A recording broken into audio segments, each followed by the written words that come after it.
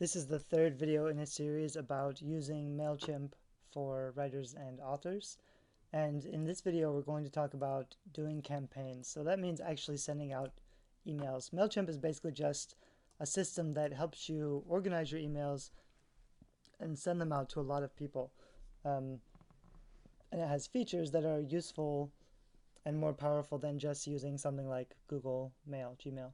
Um, So we talked about setting up a list when you sign up, and then setting up your basic sign up forms, and then adding in your opt in forms and everything so that people will sign up. So these are the lists that I have that people have signed up for. This one was a giveaway I ran just for young adult authors because I wanted to build a community of young adult authors so we could share our readership basically. Because instead of one author having 1,000 readers, we have 729 authors, which is possibly almost a million people that we could reach together. And we're all young adult authors, which means we share readers who like one of our books will probably like most of the other books of the people in our community. So I started out that way. This is all before I've actually published any fiction. And I'm just starting. This one is young adult readers that I'll do another giveaway for and try to get up to 10,000 young adult readers before I launch my first fiction. And then this is my actual fiction list for the readers that signed up to be notified about my fiction, my new books, and whatnot. Um, which is kind of nice that anybody has signed up because I haven't published any fiction at all yet. I just have this website that barely gets any traffic because I haven't started using it. That's Urban Epics. Oops. But the nice thing about MailChimp, or the basic, like the purpose of email marketing, is that when you put something on Twitter or Facebook, you're competing with everybody, and people aren't really going to pay a lot of attention to you. It's hard to get their attention. Whereas almost everybody opens almost all of their email. So if you send someone a direct email and they know who you are, they recognize your name, and they're interested in the headline or the topic, then there's a much better chance that they'll open it and possibly do something that you want them to do, like buy your book or review your book or sign up for something. There's also kind of a rule in business that about 10% of your list will take advantage of a free offer. And that's different from like open rates. So this is just the emails I've sent out. I've had a 62% open rate, which is really good, but I've only sent a couple of emails and they were really basic stuff. So that's why this is so high. Usually this is much lower. 20 or 30% is still pretty good for opens, but only about 10% will take advantage of a free offer, which means if you're giving away your book for free and they signed up for free stuff, you still may not get very many people signing up to do something for free. Um, but in business, it's 10% will do something for free and 1% will actually buy something. So if you have a list of 10,000, you're not going to get that many sales in normal business. But normal business, they're usually selling high price stuff. With your author platform, if you've been building your list well, you're only getting readers who really want your books anyway. You've given them a chance to read your writing and they like it and they want more. They should be pretty proactive about opening your emails and clicking your links if you're sending them free stuff. They won't if you're sending them junk. And that's part of what's tricky is that you need to build a relationship with them by sending them good content, usually very free, very valuable, useful, or entertaining content, um, which can be tricky to do, especially if you're a writer and you only publish one book every year or so. Um, or if you only have two books and you don't really have plans for something in the future. This only makes sense if you want to build up an email list like this. It makes sense if you're going to be a career author and publish a lot of books. If you aren't, if you've only published one book and you don't plan on publishing more books, you don't really have a reason to get people to sign up to your list because you don't have anything else to do with them later. However, for those people who don't have many books, or they only have one book, or they don't have a book finished yet, one thing that you can do is recommend other people's books. And it's a good idea anyway, because you want to be writing about things that people are searching for. So I'm writing young adult kind of urban fantasy fiction. I want to be reviewing every other best-selling book or movie in my genre. I want to be talking about those books and those authors. I want to be blogging about that stuff because that's what my readers are searching for, and I want them to find me. So if I'm posting that kind of content, those are the same kinds of things that you could put into an email newsletter. And it's actually a pretty good idea to do something like every month send out the top 5 of your favorite books this month that you read in your genre, and with a short book review. So maybe like every month you can try to review 3 or 5 books, or even just one. Like every month, just send your favorite book that you read this month. Something kind of consistent that's related. Like the people who read your genre, who signed up to get your books, they're going to want to know that stuff. Um, but you can send it out consistently. You can post that on your blog, you can post it on other websites, you can post it on Amazon, but you can also send it out every month as one email. Or you could send out like, here are the top 5 most popular blog posts I wrote this month.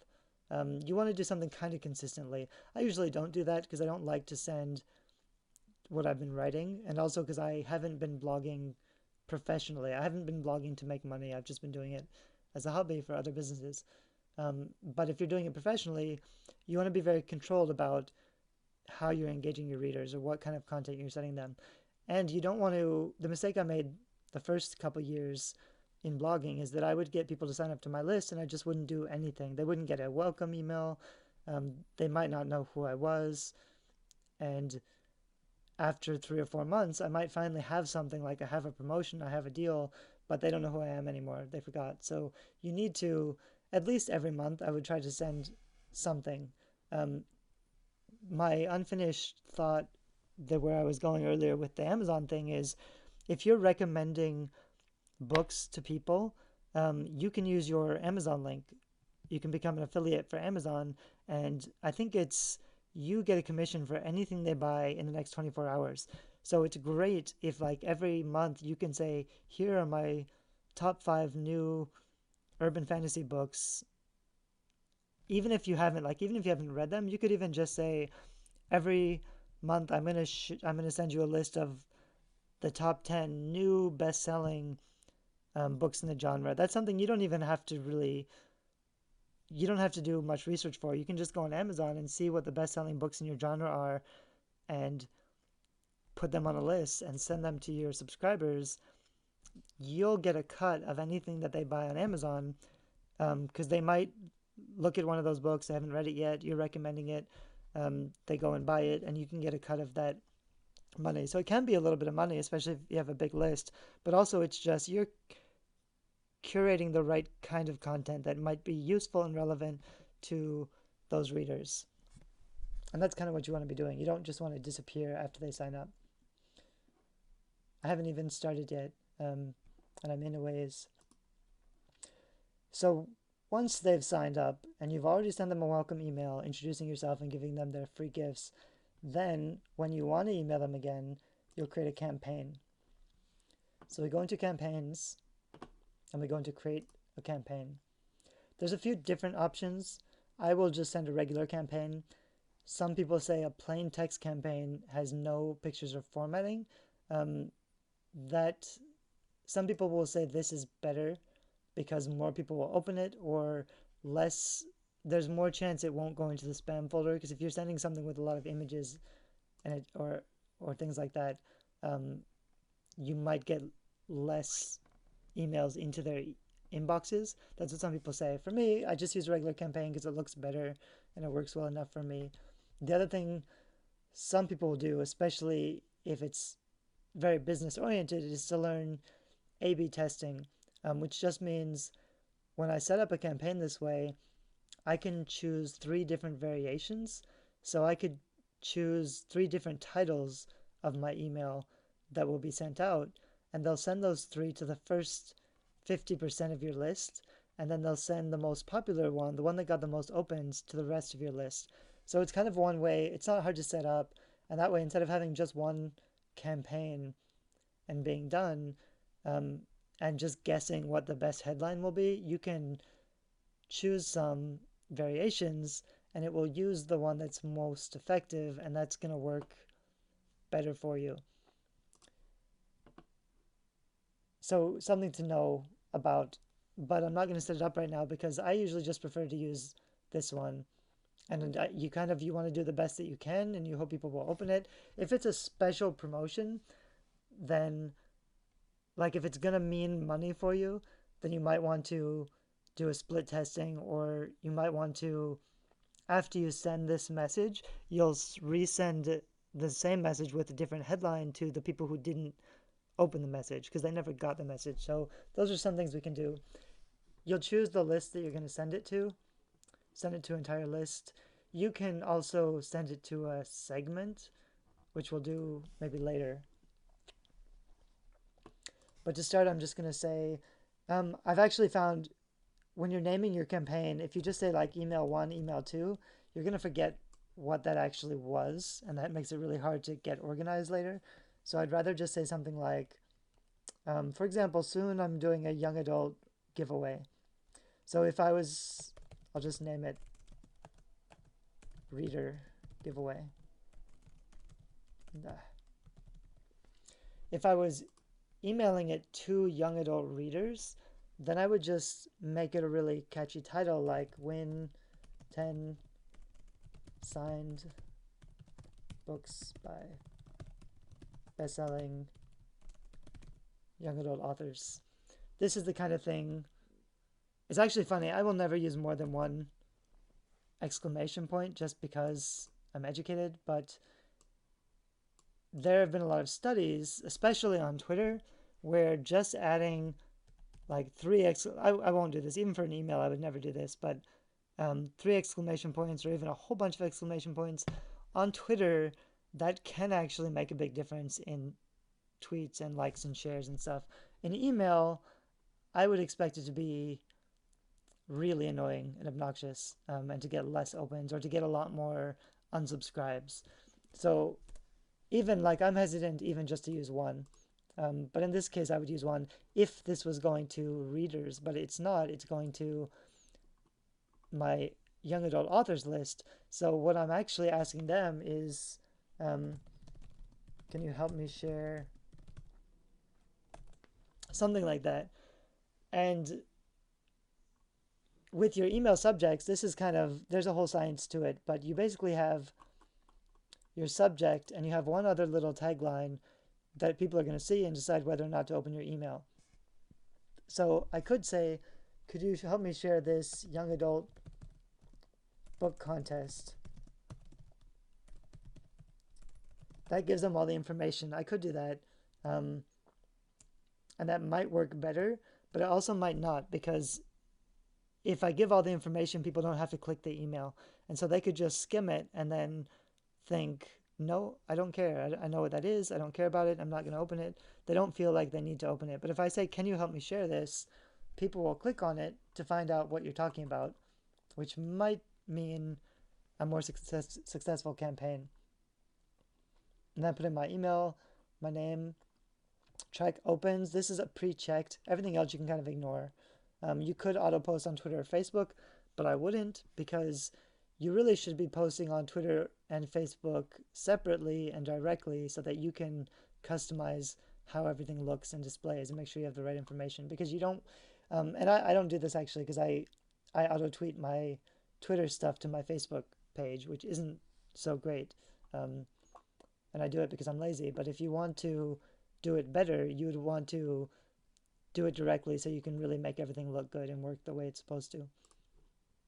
But I'm just going to click on next, and then I can select a template. If I was doing something like a newsletter, like my top 5 blog posts of this month, or my top 10 best young adult fantasy books I read in November 2015, whatever. If I was doing a newsletter, I could choose one of these templates. For standard email, I always just choose this first one because it's simple and it's the first one. It's basic. I could add a header in here. You could do something like your logo or your brand. You could just do a really pretty image of anything. People like pictures. You're kind of responsible for the feeling that you're giving people, and you always want people to feel good. So putting in a picture of, like, to be perfect, this would be a picture of a cute kitten on top of an old book or a new book or whatever. You want a picture that reaches people emotionally, because what your email is not going to do so well is hit people's emotional buttons, unless you're an extremely skilled copywriter. But for something that's like a simple message like, please go buy my book, um, you want an image that's emotional. And if you just put your book cover, that's not going to work as well. If I was going to, I don't like using my email to ask for anything. So I even like asking for reviews or to buy my book.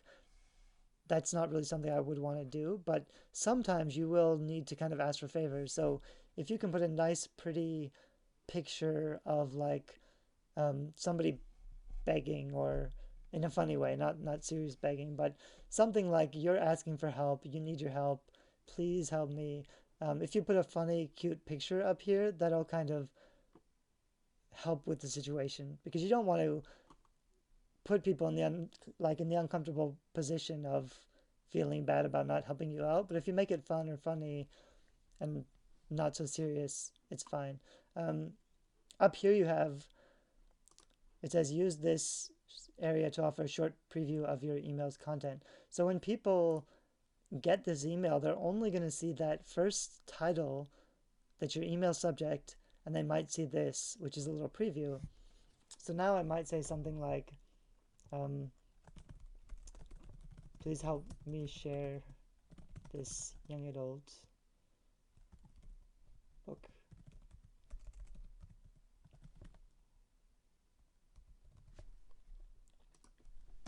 That's not great. I mean, I probably won't use this, but something that just tells them. And again, like I said earlier, you may not want to give them all the information because then they won't click. Um, but I could try to. They say open loops. That's the term for a sentence that doesn't end. So like, you'll never believe this secret, this ancient secret diet solution plan, something like that. There's posts like that on Facebook all the time. They basically say you'll never believe this amazing thing or what happened next. They don't say the thing that they're talking about, but they just describe it to make you want to know what it's all about. You can do that kind of thing with your email options, your header and this little bit.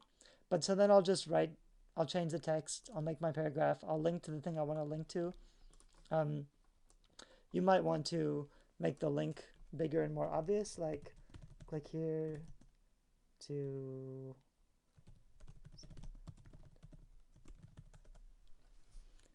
I could bold this, or I could change the style, maybe like a heading 3 before I link it. Then I would link it to whatever website. Yeah, that's probably not even going to work. It doesn't matter. I would just link it to something. I could also add in a picture of the contest. I could add in a button here that clicks instead of this link. I could make this stand out a little more with something like this. Some people will say you should add the link twice. You should add it up here somewhere and then make more argument or give more information and then say, here's that link again, and add it again. I try not to do the things that everybody else is doing, because they tend to, even though I mean, people do them because they work really, really well, and they know what they're doing. Sometimes it's better to copy the stuff that looks kind of crazy but works really well than to try to do your own thing, to try to be above the thing that works, because all it really comes down to is how many people are opening your emails, how many people are doing the thing that you're asking them to do, and it's just a numbers game. You have to increase the people who are opening your emails and clicking on your links. That's kind of the point of all of it. However, I'll talk a little bit more about this later, I think, but you want to be careful, because you want to be sending them stuff that they like. You don't just want to be sending them offers or promotion. I noticed from my list, when I started doing webinars, and every week I would say, here's a new webinar about learning more about book marketing, my open rates dropped a lot, because as soon as I started doing that and selling stuff, a lot of people tuned out. because they get that kind of stuff all the time.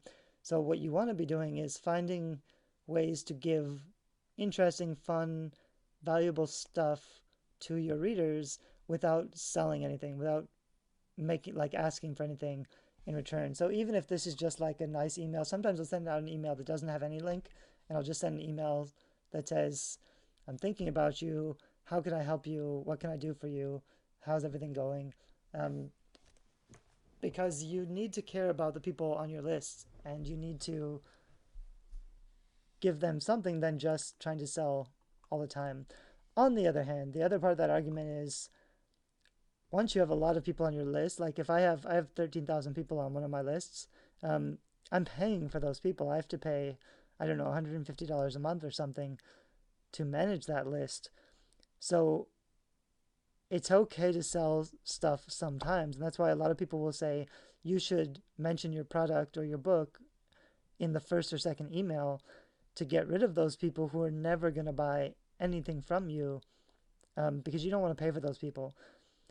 But on the other hand, I think it takes a long time to build trust, and I think it takes time to build a relationship. And I think if you do that, especially for authors, because we are hopefully producing a lot of content over a long period of time.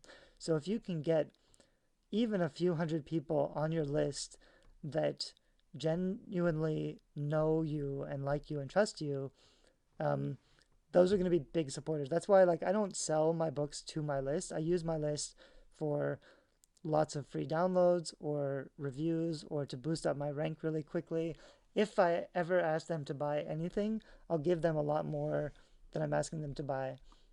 Um, so I use my list basically to sell more books to manipulate my Amazon ranking, which keeps me selling more books. But that's how I use my list. Other authors will use their list to sell books. That's fine too. If you have a list of fans, they will be, if they like your writing and they like you, they'll be more than willing to spend the couple dollars to buy the new release of your book. And it's fine to ask them to do that, but you want to focus on building a relationship and giving them value. The more that they like and trust you, the more luck you're going to have with all of this stuff, all this email marketing stuff.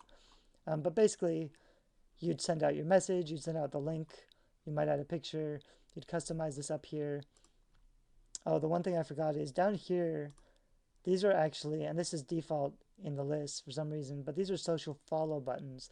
You don't really need the people who sign up to your email list to also follow you on social media.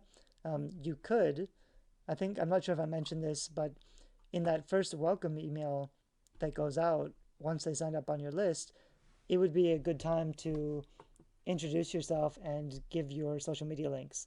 And then you could say, like, I could leave this for that very first welcome email and say, please also sign up to follow me on social media if you want to stay in touch or you want to be apprised is terrible language, but you don't want to say something like follow me for updates. You want to make it more personal and more like a equal relationship. But you can say something like um, join me on Facebook or Twitter, or let's keep in touch on Facebook and Twitter, so etc. Um, but here I'm not going to want this. I'm going to delete it, and instead you want the social share buttons, because every time you send out an email, you can ask your people to share that email with you. So I'll change the style a little bit just because I like this style better. So it looks kind of like that, and then I can add at the bottom of my email, PS.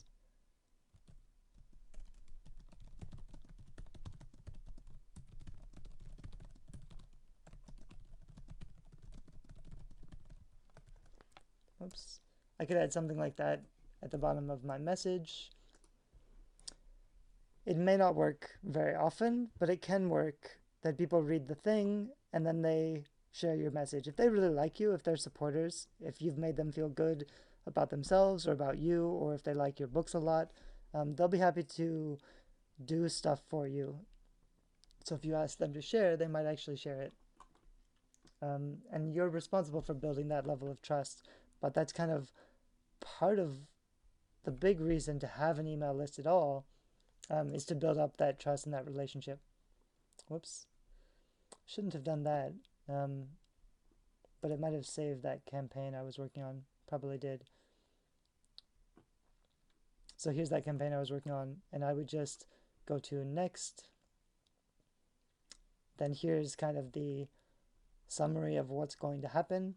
You could set up a social card, which is just another kind of, it automatically customizes your email into a little visual thing that's going to look good on social media, and then it makes it really easy to share.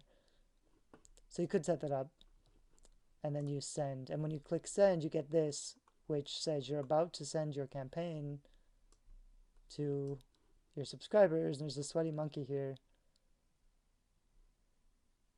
That's funny. The monkey's usually sweating. They must have just changed this picture. But you click send now, and it actually goes out to all of your subscribers. And like I said before, oh, now he's sweating. That's funny. Because it's nerve-wracking. Like when you're about to send a thing, and I've done this so many times where I'll send an email where the link hasn't worked or I've spelled something wrong. So you might want to go back one more time. I mean, you are sending this out to a lot of people. You might want to go back and check it and proofread it and make sure it looks good. You can also preview and test. You can send a test email and send it to yourself, which is probably a really good idea, to get it and look it over and make sure the links work before you actually send it out. But then you're going to send it out. So that's a campaign. And like I said, you might want to, once you get in the habit of sending out your campaigns, you might want to start trying to do the A/B testing, which just means you can try out better headlines and subject lines. It's a little more advanced, but it's also going to work a little bit better for you. And the other thing you might want to do, this gets a little bit tricky, but I'm going to go ahead anyway. The other thing you might want to do is you'd find something like this is an email that I sent out and I only got 67% open. So that means almost, let's say like 33% of my list, which is a couple hundred people, they never opened this email at all. If this is a really big announcement or this is something important, I really should send those people this email again. Or I could send this email to, I could send it with a different headline because maybe they didn't open the first one because this headline didn't work for them. So I could try sending it to those 33 people that didn't open and sending it with a new headline and trying to get more people to sign to open it and to click or whatever. You could do that with every email. It's a little more complicated in WordPress. I've heard that it's easier to do in ConvertKit. ConvertKit's kind of the new one on the block. So I wouldn't do this for like any basic email, but if it's a really important, really big book launch or email where you need to get as many readers as possible to help or to support you, you have to go into lists. Let's see if I'll be able to do this.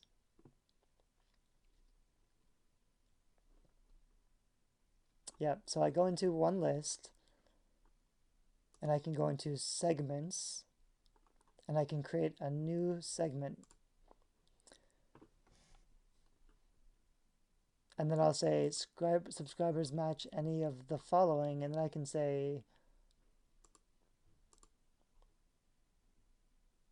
subscriber data automation campaign activity did not open, and I can choose a specific campaign or the last 5 campaigns. Every once in a while, like maybe every year, you should go through your account and find all the people who didn't open your last 5 campaigns. If those people are never going to open any of your email, you don't want them on your list anymore. So you have to make a separate segment of those people, and then I think you have to upload that segment and delete those people from your list. It's a little complicated, but there are other videos about that. But what I'm going to do here is just say the people who did not open this last sent campaign, because I know 33% of people didn't open that campaign. So I could save this new section. Oops. I guess I have to preview it first. And it tells me there's 246 people who didn't open that email. So I could save this segment as resend giveaway. So then I'd have to go back to campaigns and I would start a new campaign, or I could just replicate this campaign. It was this one. So I can replicate. This is actually what I will usually do. If I've already spent the time to set up one email, and you got it all to look good and you got it the way you want it, I would just hit replicate and make a copy of it instead of going up here to create a new campaign from scratch again, because you probably set it all up right. So you just go to replicate, and then it will, this is just a copy of the same email that I sent. Oops, let me do that again. But instead of sending it to entire list, I'll send it to a saved segment, and I have resend giveaway. That's the only thing I've saved. These are the people who didn't open that last email, and I save them as a segment. So if I do it that way, I can basically set up the same thing, and I can just send it to those people who didn't open. It doesn't make a lot of sense to do if you don't have a big list, or if it's just some like basic monthly update or something. But if it's a really big campaign and you have a big list and it's potentially hundreds of people extra, you'll probably want to do something like this and make sure that if people don't open your emails, you're resending those emails to those people so they can at least give them a chance to try again or try to get those people again. I'm gonna stop this video now, and in the next video, we'll talk about automation, which is kind of the next level of using Mailchimp.